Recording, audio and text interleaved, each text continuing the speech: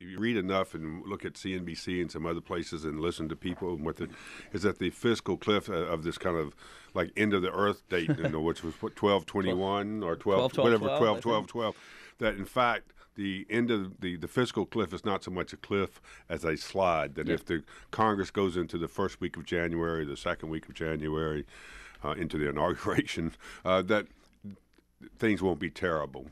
It seems to be almost like theater, that each side is talking about the fiscal cliff when in fact it's a slide. I think it's somewhere between Armageddon and theater in that it's not one cliff. We call it the austerity minefield because it's really 7 or 8 different things that are all set to explode at relatively the same time. You have 100% of the Bush tax cuts that are set to expire.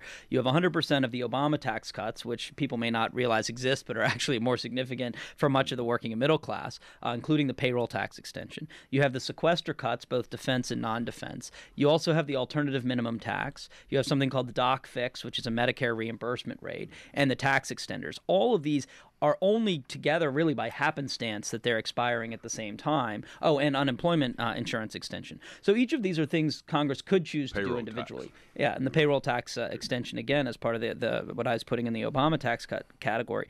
So you could deal with these things individually. Some of them could be done retroactively a few weeks into January. Others actually are harder to fix after the fact. Plus, you have the issue of uncertainty going into the holiday consumer season, et cetera. So I think part of what you can look at as well is what are the upsides of the cliff? And I want to be clear that it is terrible economic policy to go off the cliff.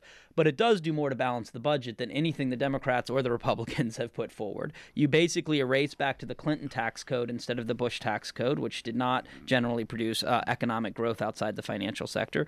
And so you reset back to those levels as well as serious spending cuts from sequester. Some would argue the sequester would then be moot because they'd more than met the standards. I'm getting a little wonky here, but the upshot of it is to say, I think that it would be great if we got at least a small deal, if not a big deal, before Christmas or before the new year. If not, I think there are ways to take some of these pieces individually, like you said, and try to reach some common sense on them.